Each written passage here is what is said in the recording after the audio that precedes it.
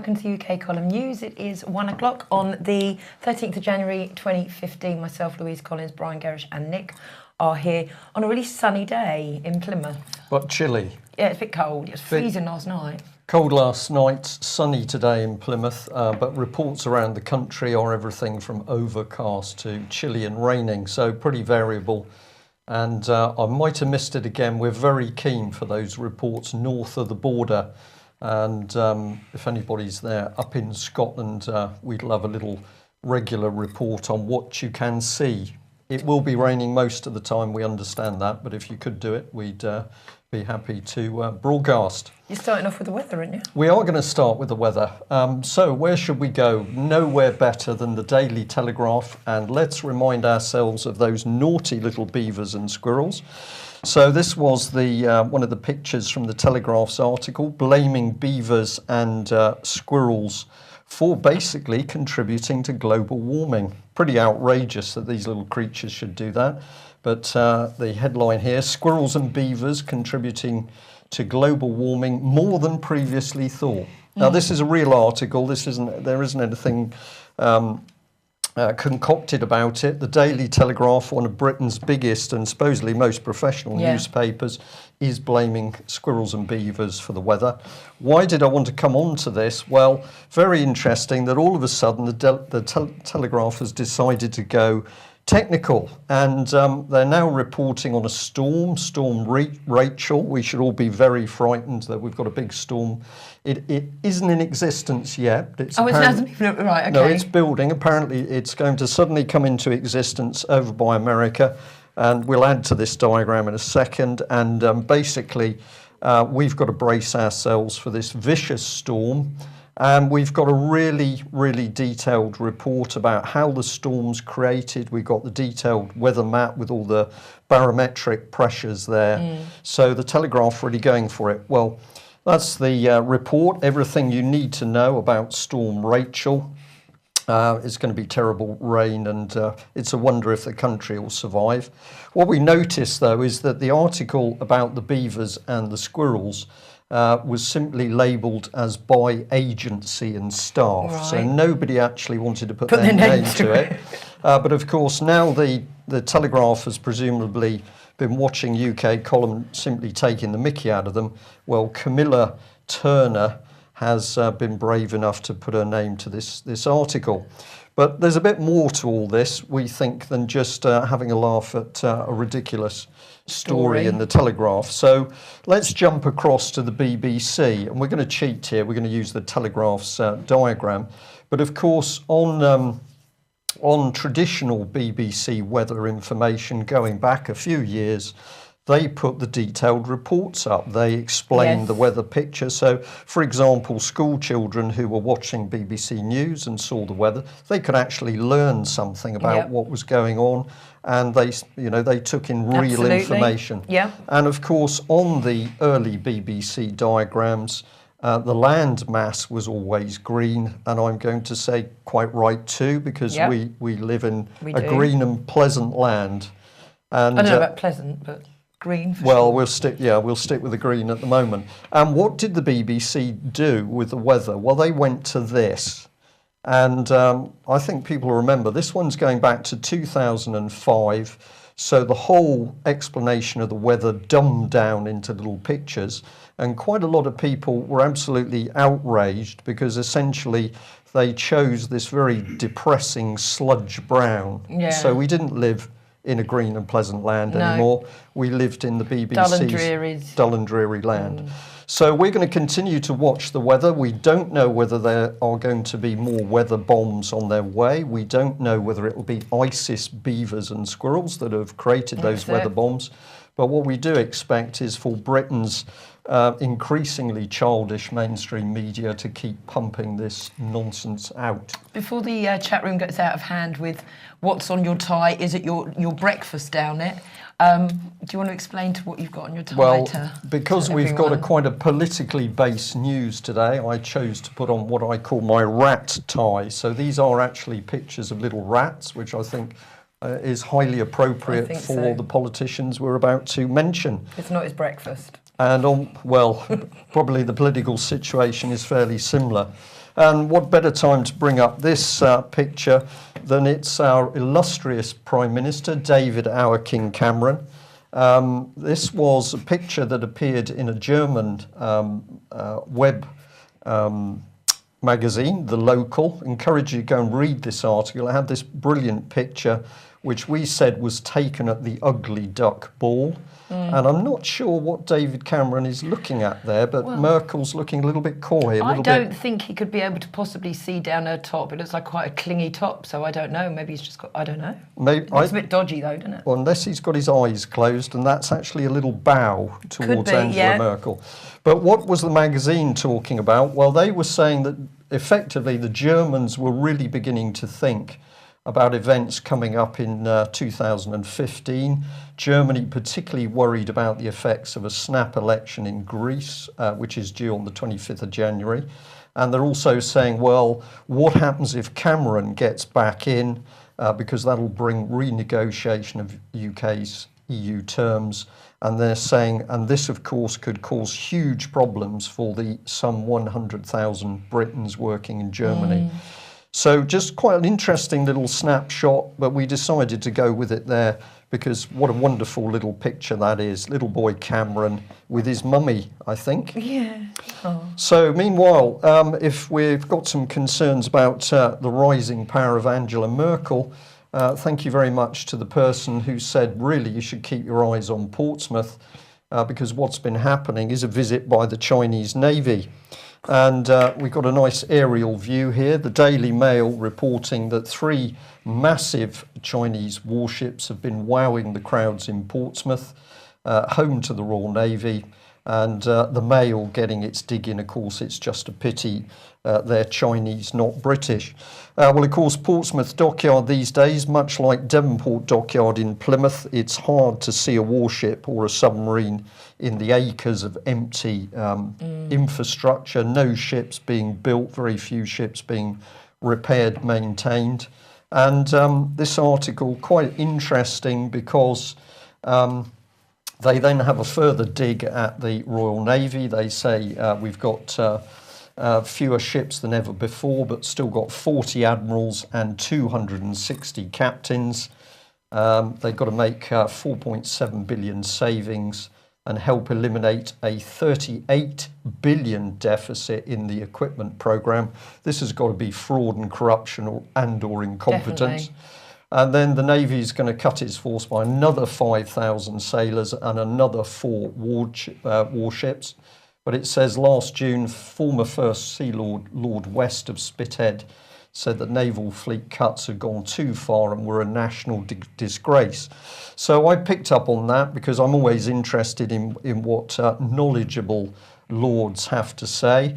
And remember, of course, this man was senior naval officer. Well, let's remind ourselves. Here he is, Lord Alan West, and of course he was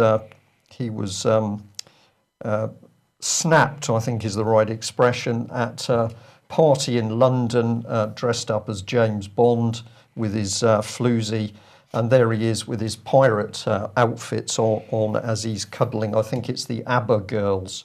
So does he actually wear that? That patch all the that time? Patch all the time? No. Oh, right, okay. No, this was all part of the fun and games, and of course he's in uniform in that left-hand picture. So meet Lord Alan West of Spithead, the man who helped make the Royal Navy what it is, and no doubt the Chinese thoroughly impressed. The article goes on to point out that the Chinese have now got some 550 warships, a vast fleet, very powerful, increasingly powerful fleet. But apparently they're here to talk with the British government and military representatives over how we're going to control piracy. So billions of pounds are being spent apparently to control a few pirates in their fast boats. Okay. Or else somebody's spinning us a line. I think that's more like it. Right, okay. Well, let's jump subject, and we're going to say we haven't had a report yet, but Robert Greene was due to appear in court this morning at about 10 o'clock. That was up in Aberdeen. And this was just a step on his trial. Still unspecified charges against him, relates to harassment, but how that harassment occurred, who is actually making the charges, not clear. Of course, he's still under house arrest. And on the right-hand side, we've got these MPs like Jonathan Lord, who simply says, well, it's no good you talking to me about child abuse because this occurred outside my constituency and we have a protocol in Parliament that we can't get involved. Yeah, I must say, I was just doing a bit of research, and on a few councillors' and MPs' websites, they have got it now in bold writing that they cannot deal with anything outside of their constituency. Well, of course, there are rules in place that does not allow them to discuss anything which isn't to do with their area. Well, and that was in big bold letters across one. Of course, and I'm going to say it's a total lie because Right. we have a copy of the letter and the research from Westminster, which all it says is this is a gentleman's agreement. This is a protocol, but what we now have is are British MPs who simply say we're not interested in crime if it's murder, fraud, corruption, paedophilia, and it's outside our own constituency. Don't bother telling us because it's, none of our business. Yeah. So we know it's a lie. Luckily, people are trying to do things, and we just give a little plug to this event in Westminster tomorrow. It's the White Flowers Campaign Group, and they've set up a debate about child abuse. I believe they are still open for places, for tickets. And if you visit the website, you can see the details. Is Tom Watson going to be there, is he? Well, apparently Tom Watson is going to be launching a petition for a national inquiry into organised child abuse. Well, we know petitions are begging letters, so that's a waste of time. Nevertheless, we have got some MPs that are prepared to step forward. So, should we be concerned about child abuse and paedophilia linked to the British government and establishment? We think we should.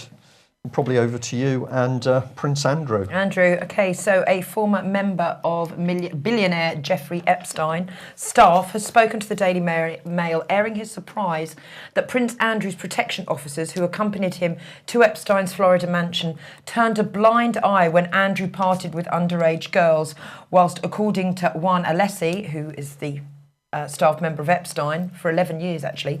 Epstein was behaving like a pimp at these parties. Scotland Yard are being urged to investigate whether Andrew's bodyguards witnessed any criminal activity at the mansion. But another royal protection officer has said that he would have expected the officers to advise Andrew to leave the party immediately. Apparently, a royal protection officer can be paid as much as £80,000 a year. And I just wanted to add that Alessi, who's the staff member, confirmed Virginia Roberts had been at that mansion and he did see her with Prince Andrew. So we're waiting for the details to come out, but what an interesting point. Here we've got police officers acting on effectively protection guard duties around the senior members of the royal family. What do they do when they they must have had doubts about what was going on. What did they do? Who did they report to? They didn't report it. They had rooms. They were in spare bedrooms up there. And I mean, maybe they partied with him. We don't know. Maybe they did report, and maybe senior officers closed it down. Maybe. But here we come to the fact that we've now got the police effectively turning a blind eye to people in positions of power and influence. They're above the law. And of course, they are above the law. And that is exactly what Ben Fellows was told when he was in one of the police interviews. More or less, don't bother talking to the police because these people are above the law. So therefore, we haven't got law in this country. No. And we've got an establishment, political establishment, that can simply do what it pleases. Absolutely. Can I just say that there's been so much support for Ben, and he really is appreciating, and he wants to thank everybody for all the letters. He has responded.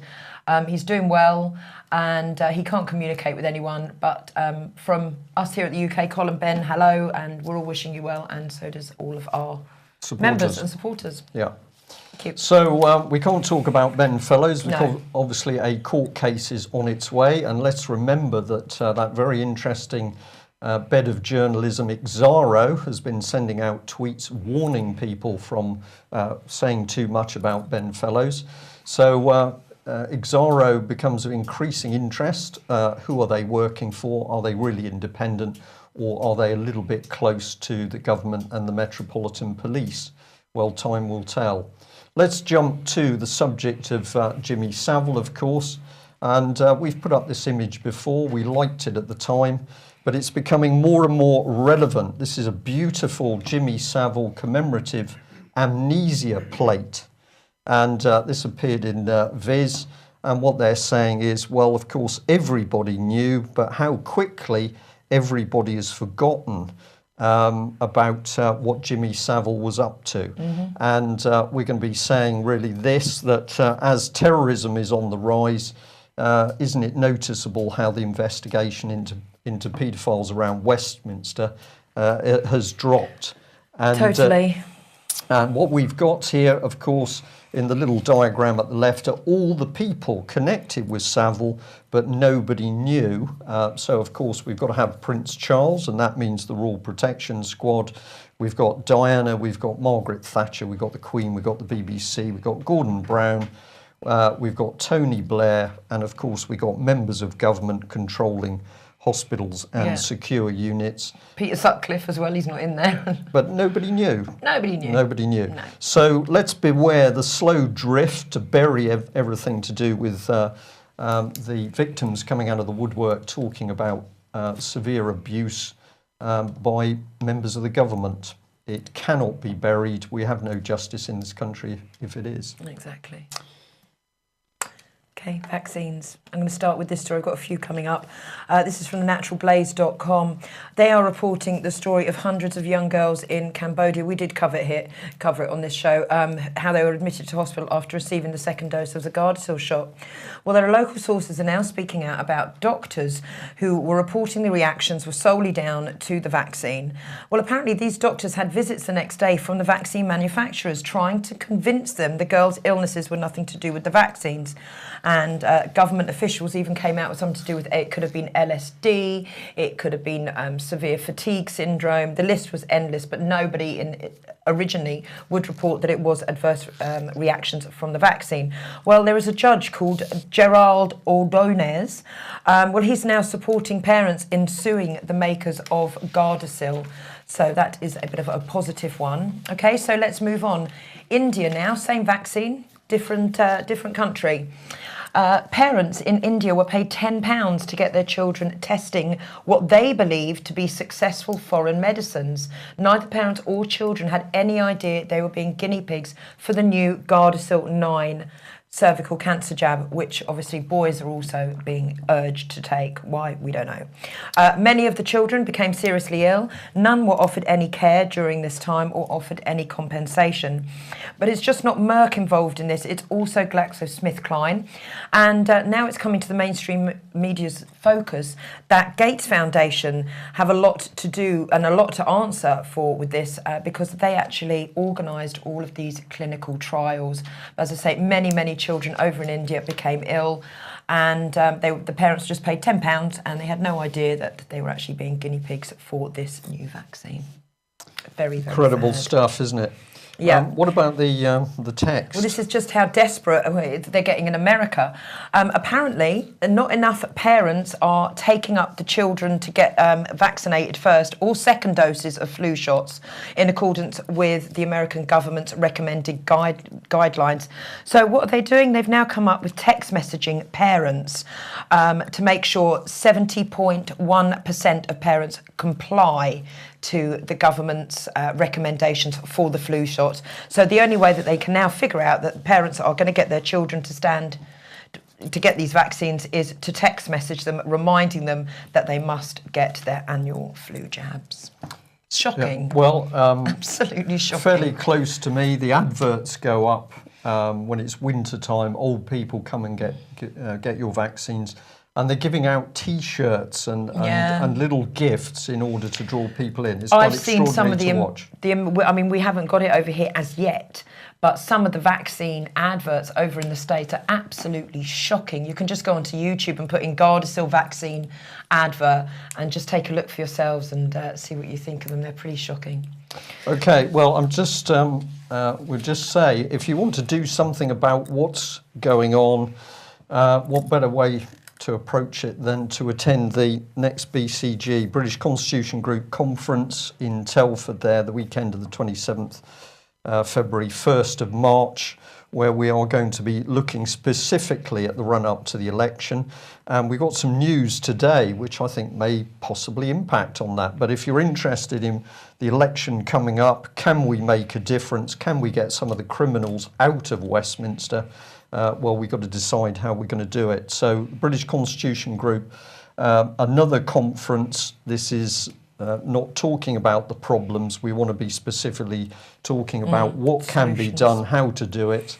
And there is actually a lot of good news about the number of active groups at the moment who are all fighting a variety of things. Child abuse, they're talking about the fraudulent mortgages, the repossessions of houses, a lot of stuff going on. Yeah. And success in many cases. And we're also going to thank Alex G for all his good work in helping us run those conferences. And of course, he is keen for you to have a look at his book and details there of Alex G and Mindful. So just a quick reminder of that. Well, where do we go from that? Terrorism, I suppose, is the in thing. And probably a good time to bring in the BBC because we've got some views on what's going on at the moment. And we're going to say that the BBC is clearly working to help ramp up hatred. We've got the events in France. There, of course, are those saying what really went on. And we're still questioning things ourselves. But let's just take things as the mainstream media is presenting at the moment. We'll just take that position. So we know that we've got people who have been murdered. Mm-hmm. We've got a lot of anxiety in French society. We've got people out on the streets. We've got fear. We've got suspicion. So what does the BBC do? Well, it runs an advertising campaign to say, well, Charlie Hebdo magazine is got a new front cover, which is going to depict, thank you, Prophet Muhammad. So the magazine goes straight back into stoking up trouble. What do we expect the BBC to do? Well, let's give these people free publicity. So here we are, BBC News Europe, defiant Charlie Hebdo depicts Prophet Muhammad on the cover. And they even have a video and they're showing the staff at work. The BBC's never been down to the UK column offices to see what we're doing, but they can get over to France to see how to whip up the hatred. And if that's not enough with that one, well, just have a look at this one. I'll just put the staff members. We've now boasting, here's the little staff meeting. These are really good people. The BBC's absolutely in there. And what sort of people are they really? Well, here's the lawyer, the magazine's lawyer, and he told France Info Radio, will not give in. The spirit of I Am Charlie means the right to blaspheme. So there's no messing around. These people here know what they're doing. They are out to incite hatred and violence. They've achieved it. And they're just rubbing it in the face now, aren't they? And they're now getting the support of the BBC. So that is our taxpayers' money being used to help ramp up violence. And we're going to say, not in the name of UK column. Well, if anybody doubts what we're saying, let's jump back to this article, The Telegraph, and what a surprise, because we've got French cartoonist Seine, I think this is, on trial on charges of anti-Semitism over Sarkozy jibe. And it says that this gentleman, 80, who works under the pen name Sign, faces charges of inciting racial hatred for a column he wrote last July. So we're... Sorry? Yeah. So what about Charlie Hebdo? Right. So, yes, go further. So why aren't they... So this person because connected... they're talking out about Jewish people. Yes. So they're up in court. Yes. But these guys can go and be absolutely... I mean, that's the worst thing they can do. To blaspheme. To put an image of Muhammad. That is one of their sacred... I don't know what the word is. Rules. You know, you don't have a picture of Muhammad. You know, they don't have that, and it's a complete insult to the people of Islam for that to happen. So they can go and do that. And then BBC go and promote them for putting them. But anyone who talks out against Israel has a problem. in charges. Well, there's lots of things circulating here, Louise, aren't there? And the key bit for me is the fact that we've got this magazine that's caused unbelievable hatred and violence. It's being supported by the BBC and indeed, as we're going to show, by the British government. But we do a little bit of work on them and never mind the business over what this man is connected with. Here in the article, it talks about inciting racial hatred, which is what they were doing. So what better place for David Cameron to go to support?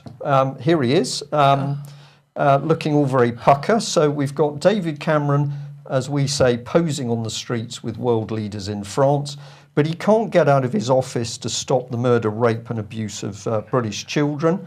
But he's over there in France, and what is he doing? He's actually supporting a magazine in France which specialises in stirring up racial hatred. This must be the best PR that they've ever had, that magazine. Oh, well, indeed, the BBC was boasting that they normally produce a few tens of thousand copies, but now they're up to the millions.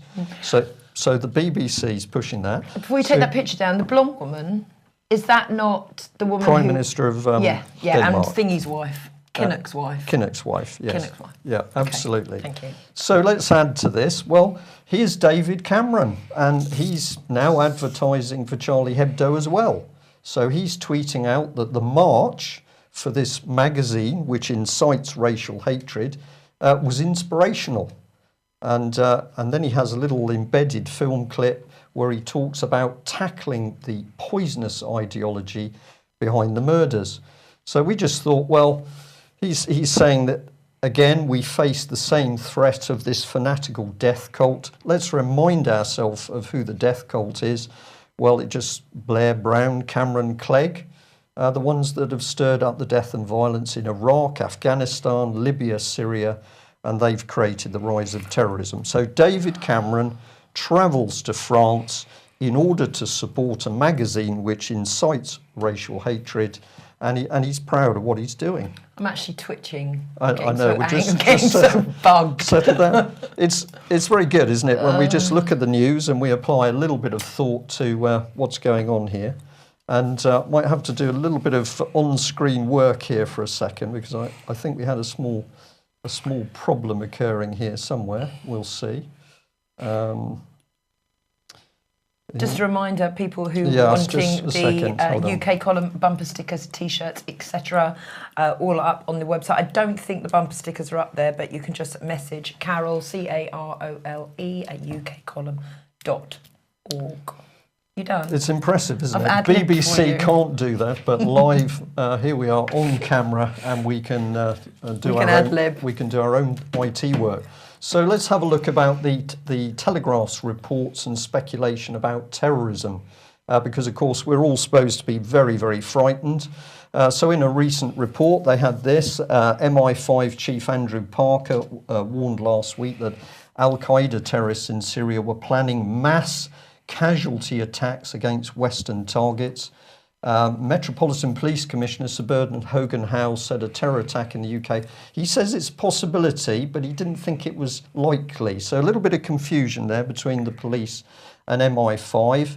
But apparently we're not talking ISIS, we're talking Al-Qaeda. There's no evidence presented to the British public as to where all this stuff comes from.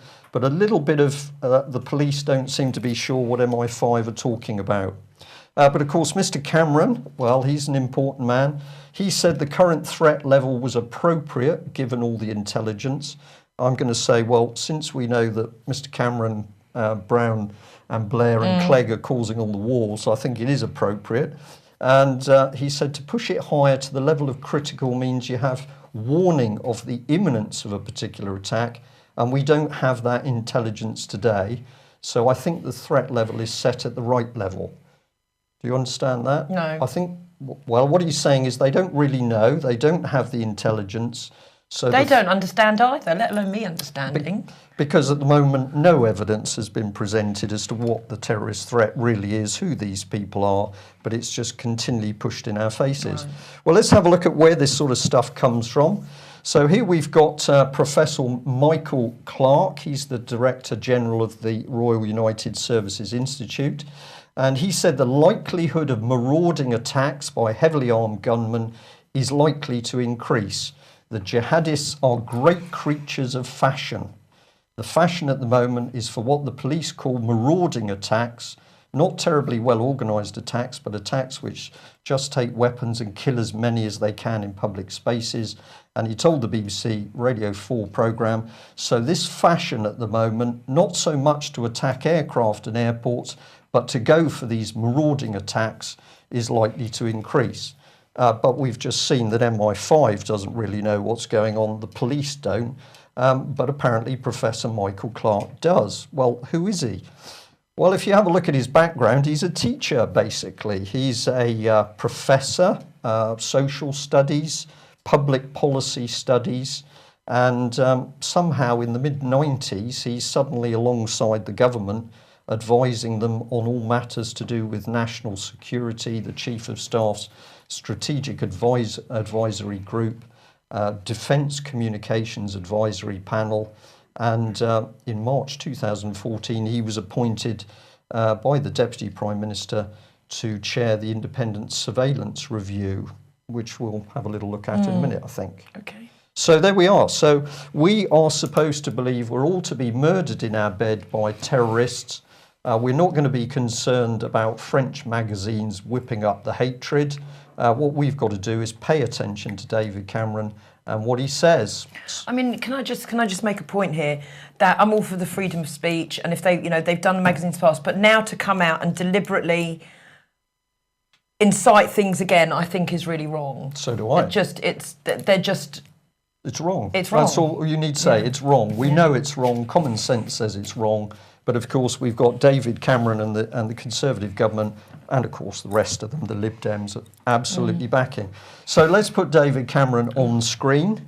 And of course, we're already seeing a little bit of nudging going on here, because the British national identity, our flag, has been merged into the Conservative blue sludge in the background. And there's the slogan, we've got to live within our means. And basically, in this video clip, which you can listen to yourselves if you go online, he's basically saying, well, it's terrible because at the moment we can't listen to people's conversations, we can't read their emails unless we've got a warrant signed by the Home Secretary. Well, this, of course, is absolute nonsense. Devon and Cornwall Police intercepted 53,000 emails in 1 year a few years ago. But what interested me was we know that David Cameron is being sincere because he's using his hand. So I thought we'd have a little look at it. So we've got the David Cameron clenched fists, and we think this is a public school boy desperately trying to make out that he's tough and resilient on terrorism. So there's the clenched fists, all right? Then we've got the open spread hand. I'm going to try and use some of these in future news things. And I think this is to do with I'm being open. You can see my hand, it's open. I'm transparent, it's trust me. That's a sort of little nudge there. And then when he gets to specific detail, you see the little... Got a teeny little one. Yes, so that basically we are saying, here is the little point, and pay attention to me, David, our King Cameron, because I'm telling you that I don't really know too much. And at the end, or towards the end, he reinforces what he says. And what you actually see him do is he's producing a pyramid shape. It's almost like a little roof. And I think this is all about trust us to, listen to what we say. We're going to give you the security and safety. So I'm having a bit of fun with this slide, but we've got MI5, we've got the Metropolitan Police clearly not able to give us a coherent terrorist threat, and David Cameron trying to look as though he knows what's going on, and absolutely pathetic. Well, who do they use if they need advice? Well, we showed the gentleman just now, but here is that independent surveillance review. Nick Clegg organised this all on his own. It's independent. We'll illustrate that. Independent surveillance review. So who do they use to chair it? Well, it is this man, Professor Michael Clarke. So the man who's totally involved with the creation of government policy, he is part of the government, he advises the government, but understand he's independent. He's independent. And what were they looking on? Well, they were looking to advise on the legality, effectiveness and privacy implications of UK surveillance programmes. They're obviously worried about Snowden, he's mentioned. They're going to look at potential reforms to current surveillance practices, and they're going to make an assessment of how law enforcement and intelligence capabilities can be maintained in the face of technological change. Brilliant. Lovely. We should be worried, and that's a sense that is a sincere comment, because we are being told a pack of lies by the British government in order to keep us safe. Afraid so. Sad but true. Sad but true. So let's see where this sort of stuff heads, and we're going to go straight over to Guido Fawkes and orderorder.com, and he's got an amazing post which is this, and it says that basically we've got another step in the emerging Cameron dictatorship, because the Electoral Commission is being employed to suppress free speech. Now, Guido's received this letter, which he's posted up on his website, and this is the Electoral Commission saying, I'm writing to draw your attention to new rules on non-party campaigning in the political parties. I'm writing to give a brief overview so that you can consider whether or not you may need to register with the Electoral Commission, sorry, that should be as a non-party campaigner. So we've got bloggers now being told by the Electoral Commission that they need to register, and credit to Order.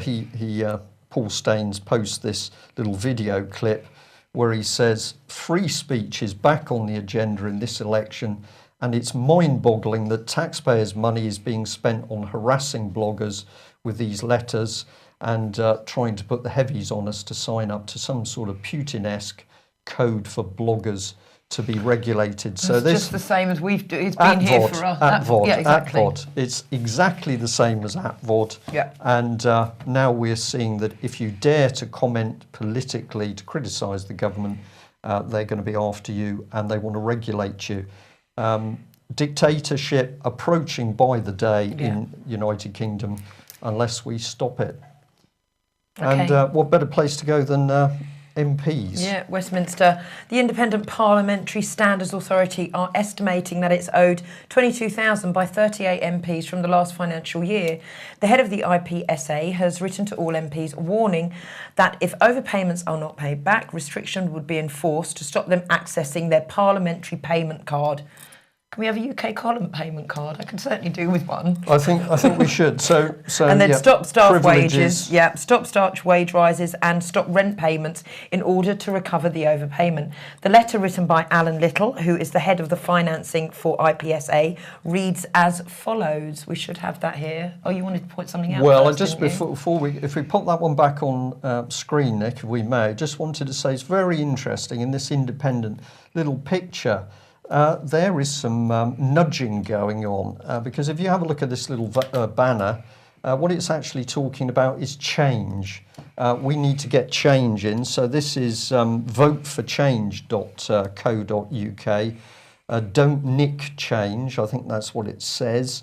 And so the expenses scandal here is being used to drive what is the Alinsky change agenda, and you're seeing a beautiful bit of nudging towards revolution, which that idiot, Mr. Brand, would have us involved in. Exactly. So can we get back to MP's expenses in this letter? There we are. Thank you. Okay, so this is the letter that was written by Alan Little, and it's been sent to MPs. During this Parliament, we have provided all MPs with the flexibility to manage your own budget on the basis that you will ensure that there are no overspends at the end of the Parliament. MPs would not wish to be seen to be owing money to the taxpayer at this point. Similarly, we do not want to have to recover outstanding debt debts from MPs who have left Parliament. Later this month, you will receive a financial statement from us. For those of you who still have debts outstanding as the year ends, our statement will tell you that we can now start to deduct the amount owed against your future claims. Also, if you are forecast to overspend on your staffing, accommodation or office cost budgets, we may need to stop direct rental payments, restrict your access to the payment card and decline to put new members of staff onto your payroll or apply salary increases where this would take you over your budget. So I'm just wondering what happens to the public when they get overpaid.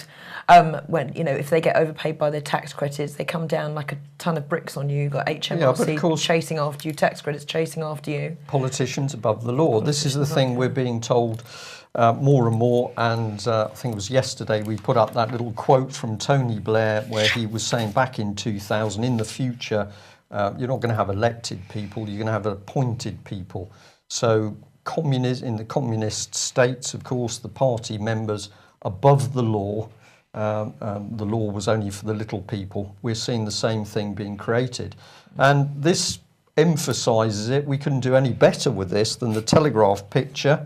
And, well, voters must decide if Ed Miliband has a problem, says Tony Blair. Why should anybody in Britain believe a word that Tony Blair says on matters to do with Iraq or overseas? And here he is in a major article in the Telegraph, as if he's somebody of substance. You know, we should pay attention to what this man says.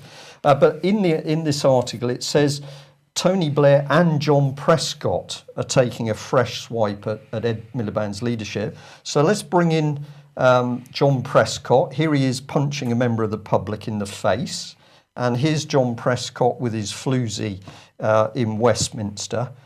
So what does the Telegraph think it's doing by pushing these people as if we should be paying attention to? These are the men destroying Britain. And how are they doing it? Well, they're doing it by bringing in chaos, economic destruction, poverty. They know what they're doing, these men. We don't need them. They've got to go. If the Telegraph's going to back them, if the Telegraph reporters think they've got something to say, we need to be saying the sooner these people are out, the better. Yeah? Agreed. OK, a letter scheme that was set up called On the Run, which was an idea by Tony Blair following the Good Friday Agreement, which offered, 200 letters were basically sent to IRA suspects that were on the run, telling them that they were no longer wanted by the police. Now, this is, as I say, brainwave of Tony Blair here. Well, victims were so disgusted, and a Northern Ireland Select Committee were also, that they have been questioning many of the people involved. Tony Blair has been called over 9 months ago, but finally he's actually giving evidence, and he will be in front of a committee this afternoon, and hopefully he will have to stand accountable for his choices that he made. Yeah. What? Well, I'm just keeping an eye on the time. I think we'll just stick with this one shot which we got on the side. So we'll say, so this is Tony Blair. We've got Chilcot, we're still waiting to come out. Now we've got trouble in connection with the IRA, and he's running his companies, which we've got up on screen. So all we need to say is a short report. The IBT are claiming, International Business Times are claiming that Blair's companies have spent 57 million on expenses in 4 years. The Telegraph got an accountant to look into some of the companies that operate under the umbrella of Tony Blair Associates.